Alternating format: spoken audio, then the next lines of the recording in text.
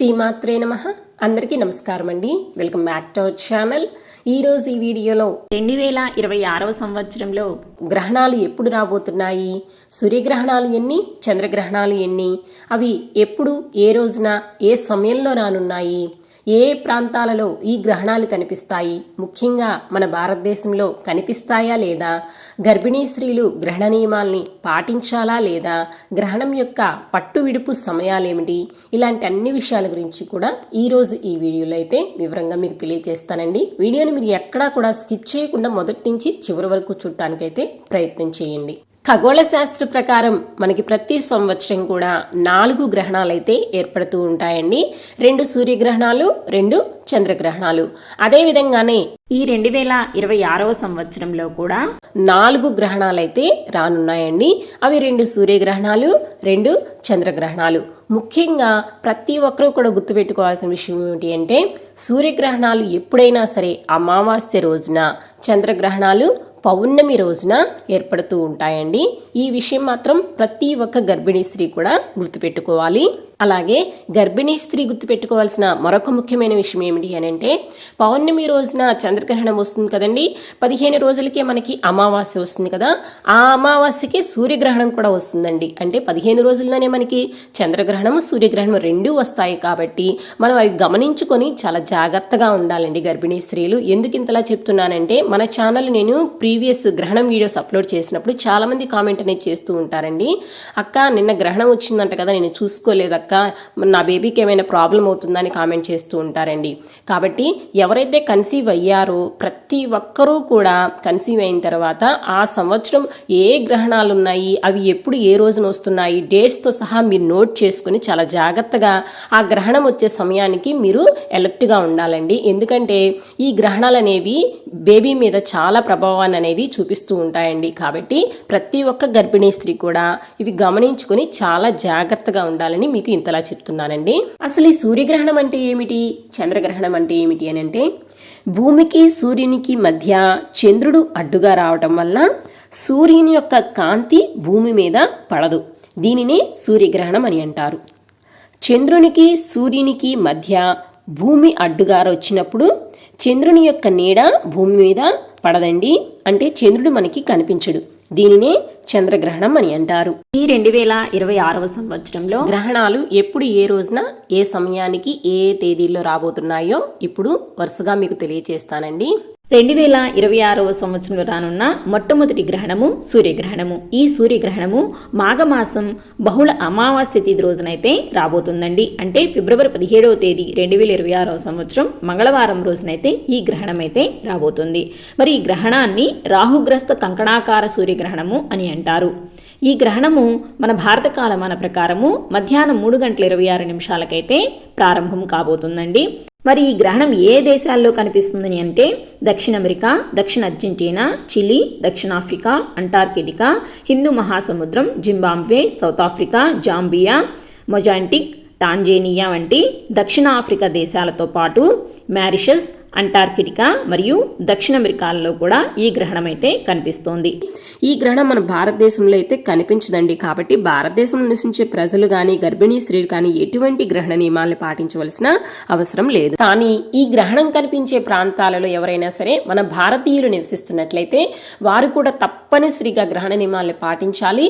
గర్భిణీ స్త్రీలు తగు జాగ్రత్తలు అయితే తీసుకోవాలండి. వారు ఎటువంటి జాగ్రత్తలు తీసుకోవాలి, ఎటువంటి నియమాలు పాటించాలి అనేది నేను రానున్న వీడియోస్లో అయితే మీకు తెలియజేస్తానండి. కాబట్టి మన ఛానల్ని మిస్ అవ్వకుండా సబ్స్క్రైబ్ చేసుకుని పక్కనే ఉన్న బెల్ ఐకాన్ని ప్రెస్ చేసుకుని ఫాలో అవుతూ ఉండండి. ఇక 2026వ సంవత్సరంలో రానున్న 2వ గ్రహణం అయితే చంద్రగ్రహణం అండి. ఇది సంపూర్ణ చంద్రగ్రహణము. ఈ సంపూర్ణ చంద్రగ్రహణము పాల్గొన మాసంలో పౌర్ణమి తిథి రోజునైతే రాబోతోంది. అంటే మార్చి 3వ తేదీ 2026వ సంవత్సరం మంగళవారం రోజునైతే ఈ సంపూర్ణ చంద్రగ్రహణం అయితే రాబోతోంది. ఈ గ్రహణాన్ని గ్రస్తోదయ చంద్రగ్రహణం అనే పేరుతో అయితే పిలుస్తారు. ఈ గ్రహణము మన భారతదేశంలో అయితే కనిపిస్తుందండి. భారత కాలమాన ప్రకారము గ్రహణ పట్టు విడుపు సమయాలు చూసుకున్నట్లయితే గ్రహణ పట్టు కాలము మార్చి 3వ తేదీ సాయంత్రం 6:02 నుంచి విడుపు కాలము సాయంత్రం 6:46 వరకు అయితే ఈ గ్రహణం అయితే ఉండబోతోంది. మరి ఈ గ్రహణము భారతదేశంతో పాటు ఆసియా, ఆస్ట్రేలియా, ఉత్తర అమెరికా మరియు దక్షిణ అమెరికా మొదలగు ప్రాంతాల్లో అయితే ఈ గ్రహణం అయితే కనిపిస్తుంది. కాబట్టి ఈ గ్రహణము మన భారతదేశంలో కనిపిస్తుంది కాబట్టి భారతదేశంలో నివసించే ప్రజలు, గర్భిణీ స్త్రీలు తప్పనిసరిగా గ్రహణ నియమాలను అయితే పాటించాలండి. ఎటువంటి నియమాలను పాటించాలి ఏంటి అనేది నేను క్లియర్గా రానున్న వీడియోస్లో అయితే మీకు ఎక్స్ప్లెయిన్ చేస్తానండి.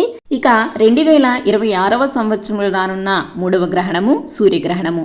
ఈ సూర్యగ్రహణము సంపూర్ణ సూర్యగ్రహణం అండి. ఈ సూర్యగ్రహణము శ్రీ పరాభవనామ సంవత్సరం ఆషాఢ బహుళ అమావాస్య రోజునైతే రానుంది.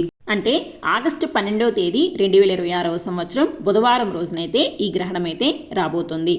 ఈ గ్రహణము మన భారత కాలమాన ప్రకారము సమయాలు చూసుకున్నట్లయితే ఆగస్టు 12వ తేదీ రాత్రి 9:04 ఈ గ్రహణం అయితే రాబోతోంది.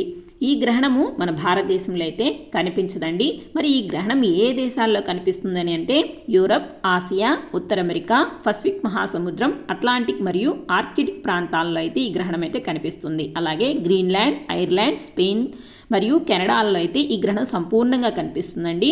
Greenland, Sweden, Norway, Poland, Denmark, Germany మరియు Asia, Netherlands, Ireland, Italy, London, Belgium, France, Switzerland మరియు పోర్చుగల్లో అయితే ఈ గ్రహణము పాక్షికంగా మాత్రమే కనిపిస్తుంది. కాబట్టి ఈ గ్రహణం మన భారతదేశంలో కనిపించదు. కాబట్టి భారతదేశం నుంచి ప్రజలు ఎవరూ కూడా గ్రహణ నియమాలను పాటించవలసిన అవసరం అయితే లేదండి.